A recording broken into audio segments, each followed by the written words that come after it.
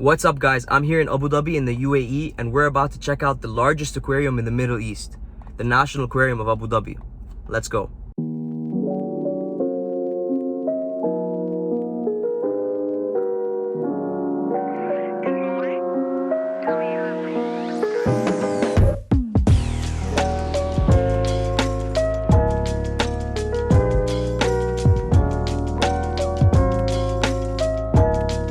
So this is done in Sheikh Zayed's handwriting. So his handwriting was turned into a font.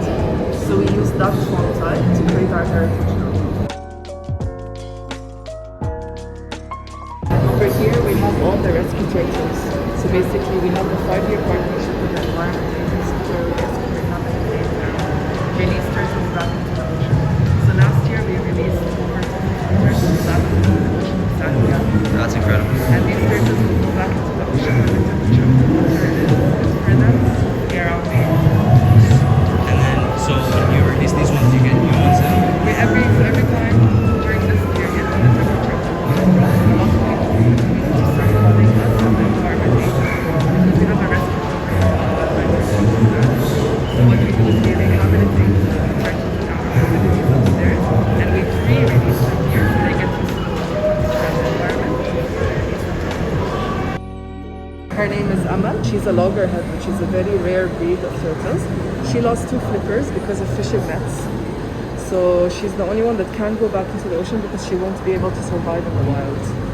So we use her as an ambassador to raise awareness to local fishermen and the community not to use fishing nets in the water and to stop polluting basically the sea because it actually does harm us and this is a living thing. The first zone in the aquarium is called the UAE's Natural Treasures. It's filled with native fish from the UAE's waters and, as Claude explained earlier, is also where they keep all their rescue turtles until they are ready for release. This zone is called the Red Sea Wreck and it's designed like a sunken ship. It has a lot of aquariums with corals, crustaceans, seahorses and many other marine life that would naturally surround the wreck.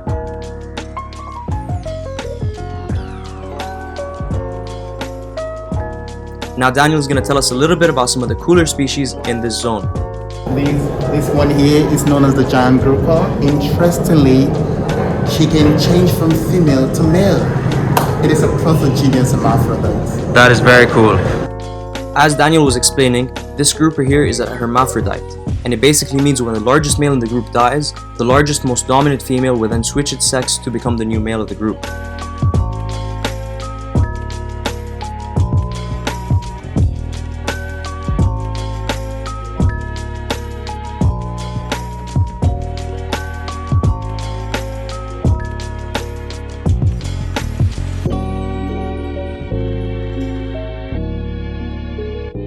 This next zone is called the Atlantic Cave and it houses some of the rarer species of fish that are available in the aquarium, like horseshoe crabs or the flatfish that you're going to see in a moment.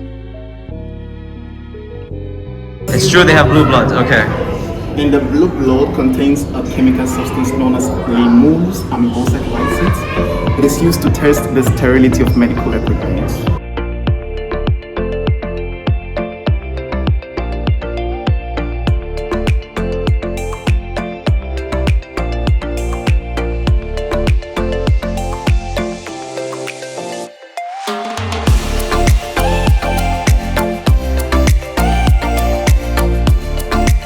Structure of the chambered nautilus. The nautilus is a sea creature that inspired the invention of the submarine in 1620 by a French scientist known as Cornelius Brittle. You see the chambers. These structures helps to regulate the amount of gas and liquid mixture in the system of the nautilus that enabled it to move up and down. So while Brittle was building the submarine, he equally built structures in the submarine for it to move up and down, like buoyancy. That is to say, most of human inventions are inspired by nature. This is a part of the main tank. We have 6.5 million liters of water in the main tank. So this is a representation of the Great Barrier Reef, the largest living organism on Earth. You can find it in Australia. You can see the yellow margin triggerfish. It can replace the eye independently. That's the one right there? The yellow margin triggerfish.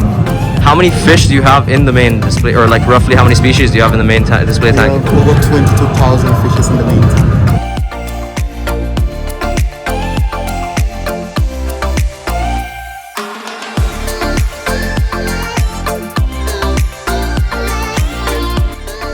This zone, every animal has a trip box.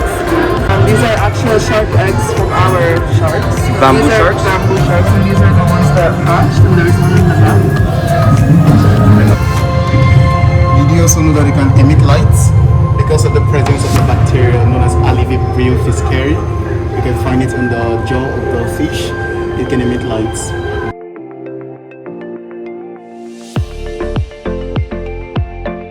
They are nocturnal in nature, that is to say they are active at night, and the females can release as many as 1,000 eggs. Wow. And they also, the white light you see there is not the eye of the fish, it is the presence of a bacteria also. As well. But is it under the eye? Below the eye. Below the eye.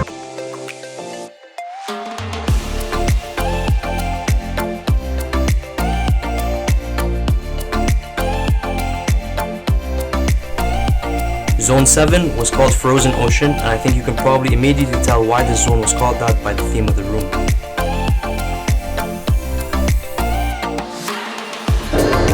The largest crab in the world.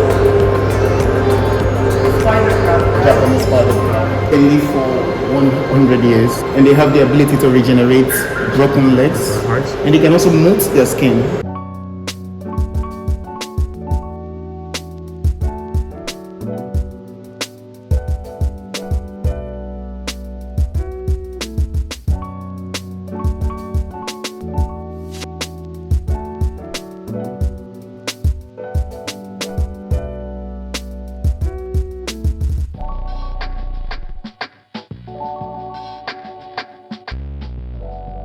Zone 8, the flooded forest. Being a big fan of both reptiles and birds, it's no surprise that this zone was also one of my favorite zones. And I honestly could have probably made an entire video out of this zone alone.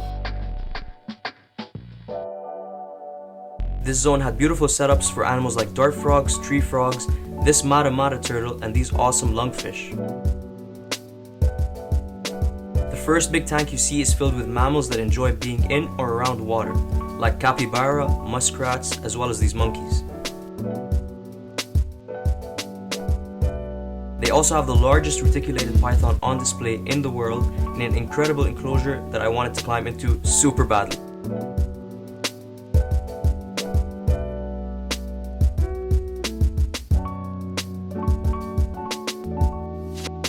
But my favorite part of this zone was this water feature filled with fish, turtles, and had blue macaws and toucans free flying in and around the exhibit.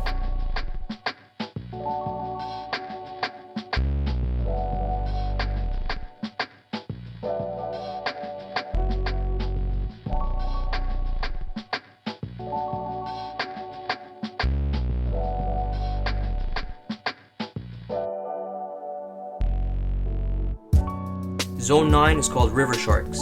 This species of shark you see in front of you is the bull shark, and while bull sharks are not true freshwater sharks, they have the ability to survive in both salt and fresh water, and very commonly have their babies in fresh water. Zone 10, and the final zone before we go behind the scenes, is called Butena, and it's a replica of Butena Island here in Abu Dhabi.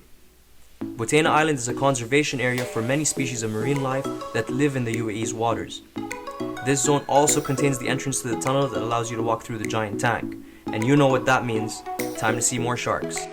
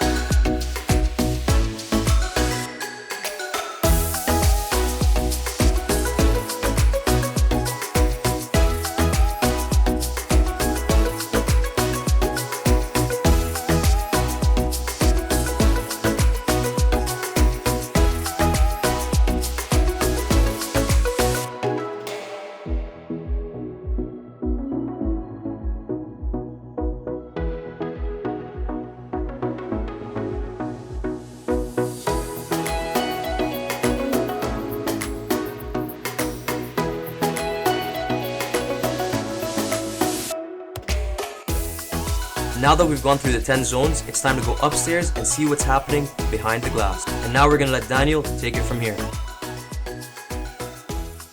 Thank you for coming around. My name is Daniel. This is where your aquarium journey starts. We have the main tank. Here we have a replica of an island here in Abu Dhabi, Patina Island. Because we cannot go to the island, the National Aquarium decided to create these for you to have a feel of the beauty of the island. We have over 22,000 animals here, 6.5 million liters of water coming from the sea. Here, you're going to learn fun facts about how the marine ecosystem works. First on our list, seagrass. It provides habitat and food for nearly 75% of marine life. Whoa. What about the scuba diving tank? It contains enough air to inflate around 158 party balloons. Did you know that for every 10 meters underwater, the pressure increases by 1 atmosphere? Our team of divers spend 4,800 hours yearly taking care of the animals underwater. Like you know, the water is coming from the sea. It undergoes processes of filtration, biological, mechanical, chemical process of filtration. Should we run short of seawater, we also have the capacity to produce our own seawater. 1 bag of salt is 1.3 tons, and we can make around 33,000 liters of water from 1 bag of salt.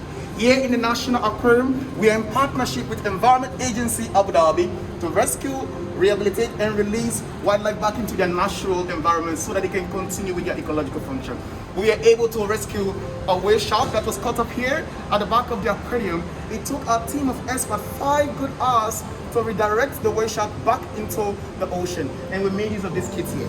Did you also know that the whale shark, no 2 whale shark has same number of spots on its skin? It's like their unique identity, like a fingerprint. Out of the 7 sea turtle species you'll find in the world, you can find 5 in the Arabian Gulf. Here we have our first marine rehabilitation. You can see the juvenile hawksbill sea turtle. Sea turtles are an essential link in the food web of the ocean. Their presence is an indicator of a good health of an ecosystem. When we take sea turtles out of their natural environment, we leave a negative impact in the beach-doomed marine ecosystem. This is why we need to protect sea turtle, because when one species population is disrupted, the rest of the other species population, including the human population, will also be disrupted. Now we're going to proceed to see the animal hospital. Here you will learn about how we take care of the animals. You'll equally find the second largest lizard in the world, the ancient monitor lizard. Did you also know that this lizard and the snakes are the only 2 animals that are known for having a forked tongue? They use their forked tongue to sense for their prey. Come with me.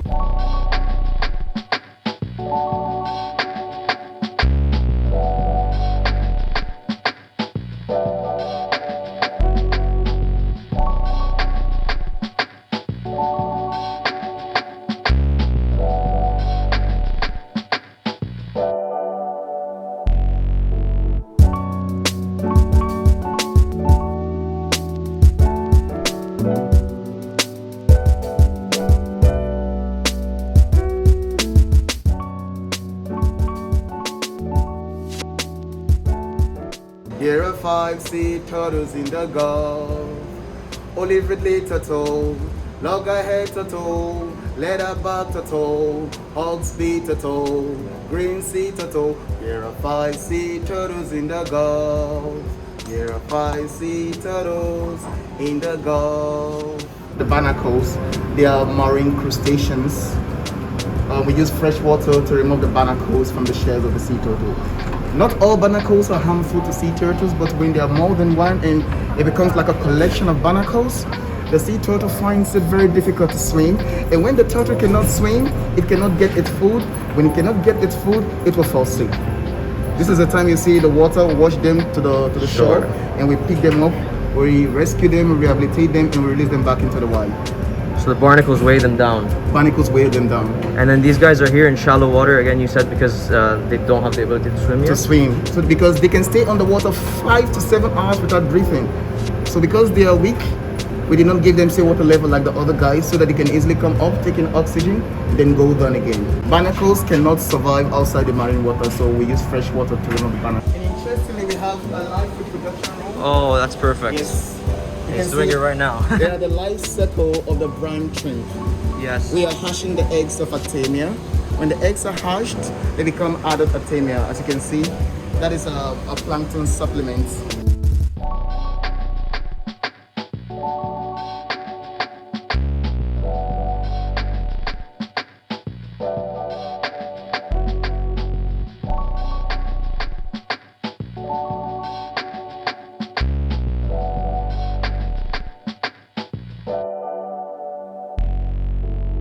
We have krill, shrimp, and mussel. So we also have some artemia. So this one we use it for the small ones because they're gonna swallow the big. So we use this one. You do this every day? Yep.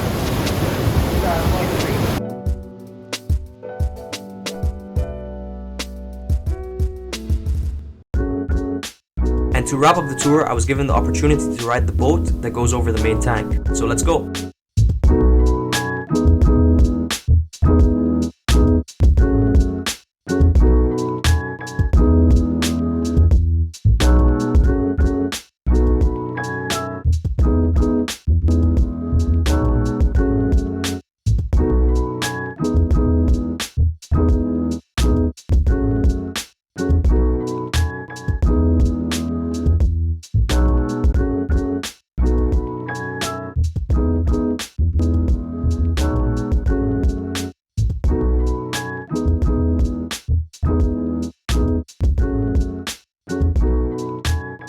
Okay, I'm gonna end the video here, guys. I just want to give a quick thank you to Clauda for making all of this happen, and a quick thank you to Daniel for being an incredible tour guide. Guys, if you're in Abu Dhabi, I highly recommend you check out the aquarium. It is incredible. If you enjoyed this video, please make sure you leave us a like, subscribe to the channel. Thank you so much for watching, and we'll see you on the next one.